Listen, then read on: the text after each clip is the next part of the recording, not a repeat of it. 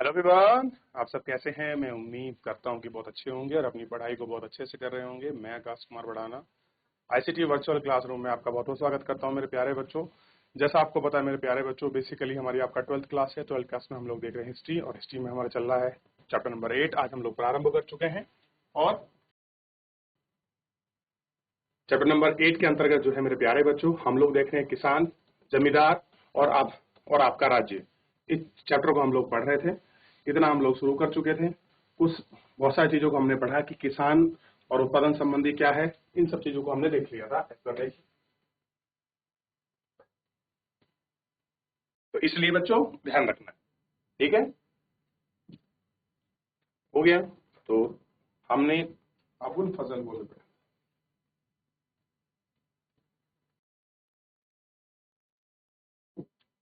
किसान और उनकी जमीन। मुगल काल में भारतीय फर्ज किसानों के बारे में जो आपकी रैयत है, इन सबको हम लोग पढ़ चुके हैं, देख चुके हैं। अमीर समझ आया।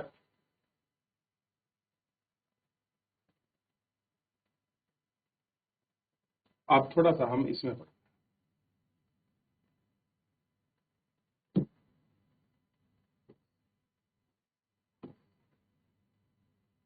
यह बाबा नामे से लिया गया एक अंश है। बाबर नामा जो सिंचाई के उपकरण के बारे में बताता है कि बादशाह ने उत्तर भारत में देखा। क्या देखा? हिंदुस्तान मुल्क का ज्यादा हिस्सा मैदानी जमीन पर बसा है।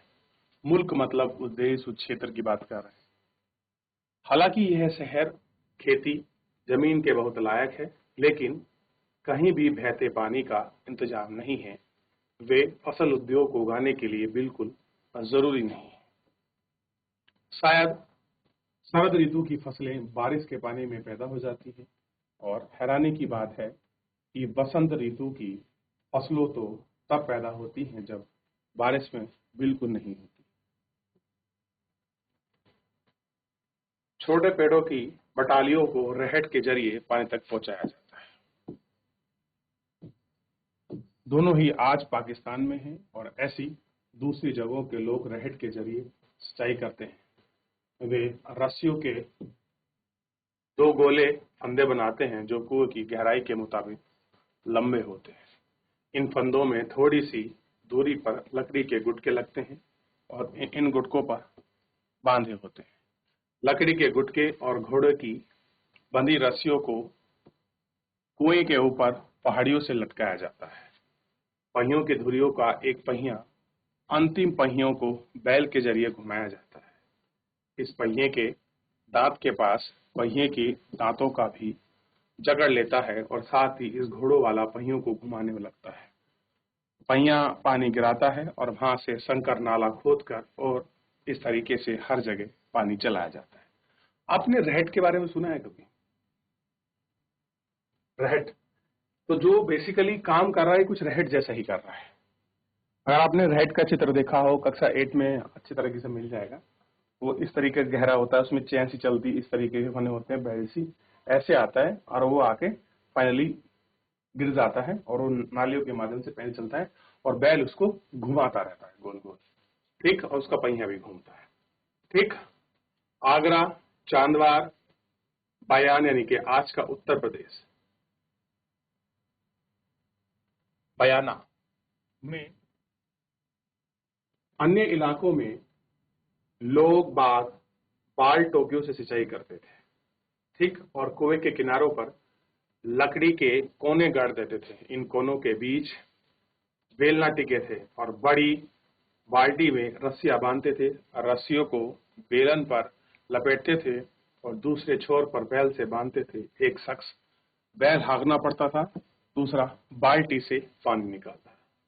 ये देखिए, है ना रहट का चित्र। मैंने अभी कहा ना, ये रहट की संरचना। अब देखिए, ये गोल पहिया है, पहले यहाँ बैल बांधे, ये घूम रहा है, ये चकली घूमेगी, इससे यहाँ जाएगा, और ये नीचे से पानी बेल्ट के रूप में ला रहा है, और ये यहाँ गिरेगा। इस तरीके से सिंचाई होगी। तो ये पूरी क्या है? रहट की संरचना है। पहले एक बार रहट की संरचना को देखिए, जो हमने पढ़ा है। अभी उसकी थ्योरी को भी देखेंगे, एक बार देख लीजिए रहट की संरचना।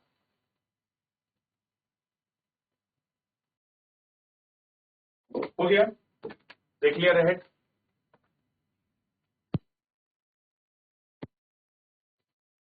अब आपको समझ आया बावननामा में किस चीज के बारे में उल्लेख है कि पानी कैसे अंश है, कैसे बहता है, कैसे जमीन आपकी सिंचित होती है, कैसे सिंचाई होती है, उसके विषय में पूरा एक्सप्लेनेशन दिया गया है और उसको देख भी सकते हैं आप।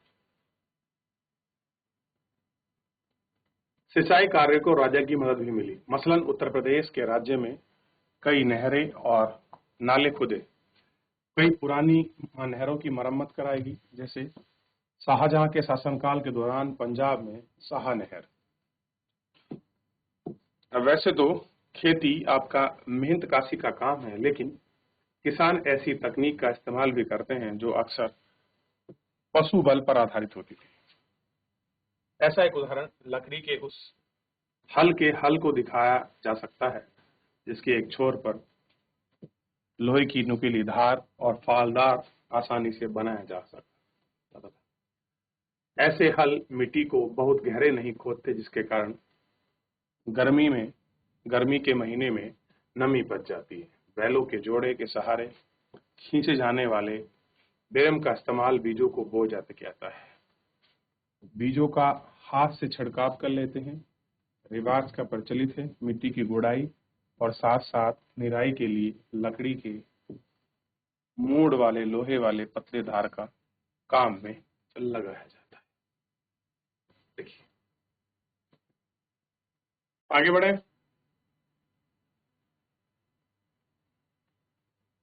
फसलों की भरमार।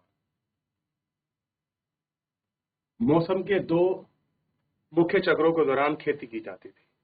एक खरीफ जो पतझड़, दूसरी रवि बसंत में, यानी कि सूखे और बंजर जमीन को छोड़ देते थे। ज्यादा वहां जगहों पर कम से कम दो फसलें होती थी। बारिश या सिंचाई के अन्य साधन हर एक वक्त मौजूद थे। वहां तो साल में 3 फसलें उगाई जाती थी। इस वजह से पैदावार विविधता पाई जाती थी। उदाहरण के तौर पर आइन में बताती हैं कि 2 मौसम मिलाकर मुगल प्रांत आगरा में 29 किस्में दिल्ली में उगाई जाती थी, जबकि दिल्ली प्रांत में 43 फसलों की पैदावार होती थी और मुगलों की चावल की 50 किस्में पैदा होती थी। दैनिक आहार की खेती ज्यादातर सोचनीय था, मगर मतलब यह नहीं था कि मध्यकालीन भारत में खेती सिर्फ गुजारा करने के लिए की जाती थी। अक्सर जिन एक कामलित सर्वोत्तम फसल जिस पर हम लिफज मिलते हैं, मुगल राज्य में वहां किसानों को एक ऐसी फसल खेती करने के लिए बढ़ावा देना था, क्योंकि इनमें से हर राज्य को ज्यादा कर मिलता था। कपास, गन्ने और फसल बेहतरीन जिनसे कामिल थी। मध्य भारत और दक्षिणी पठार में फैले जमीन के बड़े बड़े टुकड़ों पर कपास उगाई जाती थी, जबकि बंगाल अपनी चीनी के लिए मशहूर था। तिलहन, आपके सरसों, दलहन की भी नकदी फसलें आती थी। इनसे पता चलता है कि किसान और किसानों की जमीन पर किस तरह से पेट भरने के लिए होने वाले उत्पादन और व्यापार के लिए किए जाने वाले उत्पादन एक दूसरे से कैसे जुड़े हुए थे। ठीक है, जो उत्पादन है ये कैसा है, कैसे आपके जुड़े हुए हैं, ये सारी चीजें क्या है, एक दूसरे से देखी जाती थी और हम इसको आप देख भी सकते हैं। ठीक, चलिए देख लिया।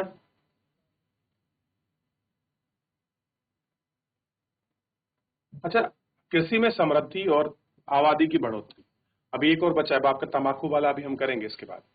कृषि उत्पादन में ऐसी विधि और लचीले तरीके का एक बड़ा नतीजा निकल कर आया कि आबादी के धीरे धीरे बढ़ने से आर्थिक इतिहास की गणना के मुताबिक समय समय पर होने वाले भूखमरी और महामारी के बावजूद 1600 से 1700 के बीच आबादी में लगभग 5 करोड़ लोग बढ़ गए और 200 वर्षों की करीब 33 फसल बढ़ी। ये देखिए, तो बढ़ोतरी थी काफी अच्छी, ऐसी कोई बात नहीं। क्लियर है, तो आप देख सकते हैं। देख लिया। चलिए, तो फिलहाल मेरे प्यारे बच्चों, आज के इस लेक्चर में इतना ही। मिलेंगे नेक्स्ट लेक्चर में। आप तब तक अपने इस चैप्टर को जाकर रिवीजन करिए, जो हमने पीछे पढ़ा उनको रिवीजन करिए, पढ़िए। कोई डाउट, कोई क्वेरी बनती है उसको आप लोग देख सकते हैं। तो फिलहाल मेरे प्यारे बच्चों, आज के लिए इतना ही। मिलते हैं नेक्स्ट लेक्चर।